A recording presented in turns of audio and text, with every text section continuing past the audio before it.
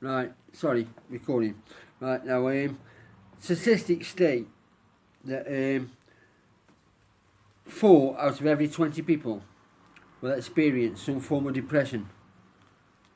Mental health is on the rise so fast. I mean, we even have mental awareness days now, where big name stars are coming out and stating that they've suffered too. And that's amazing, don't get me wrong, you know, because people can relate to it, and, you know, that's the message, that it's okay not to be okay. You get me? But what's not okay is to dwell on it, because then all of them bad thoughts, they go on for days, and that's when you're in real danger of falling into self-pity, and it lasting for days. And self-pity crosses into poor me, and if you drink, or you have addiction tendencies, or an addiction personality, then it becomes poor me a fucking over, yeah? And that's when, well, depression, addiction, drink, they just don't mix. And believe me, when you're in your own head, stinking thinking gets us drinking, like I say, and they just don't mix. But it's a bad concoction. But anyway, back to depression. A lot of people just ain't got the tools, you know, to deal with depression or anxiety, grief, loss, you know, anything like that. I mean, we aren't taught at school. Teachers at school didn't, you know, they learn us about Hitler and the Second World War or history, and we read books in English like Tom Sawyer, or when we should have been taught about life, real life. Because let's have it fucking right, life ain't all jam and tea cakes. It's predictable. We should be reading books that carry and plant seeds, you know, because everyone experiences loss, failure, breakups in relationships. This is real life. When the nitty gritty, shitty realities that we all suffer from, and we will 100% no doubt go through these, and in my own humble opinion, this is what we should be teaching our kids. It's okay not to feel okay. Just because our kids, you know, we got to speak out for our kids. We got to, you know, and you've got to speak out. You kids, you've got to tell someone. The greatest trick and the myth that mental health has is it convinces us we are alone, and that the only person feeling this way is us, which is bullshit. And as soon as we speak out and we expose the lie, because it can only dwell in the darkness, and as soon as we speak out and expel, you know, as soon as we expel it into the light, it dies, the myth dies, yeah, and it becomes like, you've heard, you know, the old sayings, which is why they are old sayings, because they work, which is like, a problem shared is a problem halved, or what's the other one I've got? A problem shared is a problem halved, or get it off your chest, you know. Them sayings are generations old, simply because they work and they're true, yeah. You got to talk to someone, anyone. Now, a lot of people with a lot of depression tend to isolate themselves. They tend to self-medicate, usually alcohol. But make no mistake, drugs, class A's, prescription drugs, diazepam, pregabalin, opiates, tranquilizers, yeah. Then we come to dual diagnosis, yeah, which is like the chicken and the egg, which come first. Because when you finally ask for help, and you because it's got that bad, that you're suicidal and you're cutting yourself and you're isolating and you're on drugs and you're on alcohol, they say, well, you're using drugs because you're depressed. Or then they say, oh, you're depressed because you're using drugs, yeah. But no. I had depression way before. That's why I used to self-medicate. But the system says that you have to get clean, stay clean, and then 6 to 10 weeks later we'll assess your mental health again. Now, if you're addicted, by now you're fucked, because you can't get clean and you can't stay clean.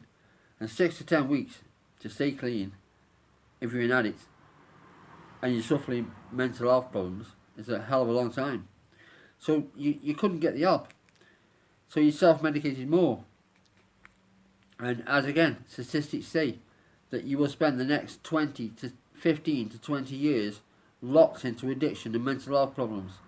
So, like 1, 2, 3, as easy as that. Your demons will invite harming relationships, self-harming, relationships breakdowns, homelessness, drugs, crime, imprisonment, unemployment, and basically by now your life is fucked. Now, I'm no expert, far from it. I'm just a guy who has suffered and has been through all the shit I'm discussing now. I'm better today because finally I'm drug free again and my mental health issues are under control. But now, as I've said, I'm no expert and I ain't got the answers. All I can do is tell you my story, and I can tell you my mental health is under control because I've suffered depression, anxiety all my life. But because I'm a robber, a drug dealer, and I was hanging around with some heavy people who you certainly don't talk to about feelings, feelings, they probably shoot you for acting gay, you know. But so I wore this mask for years and I self-medicated. So instead of getting help, I become a full-bore addict, spending about 16 years in numerous prisons. But instead of self-harming, there's little tricks along the way you can learn, like get a thick elastic band, and if you feel like self-harming, fucking twang it as hard as you can against your wrist, bang, and when you feel that, that sharpness, bring you back round to reality, then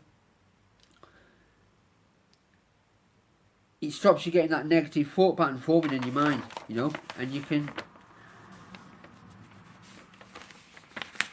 Sorry, I'm losing track.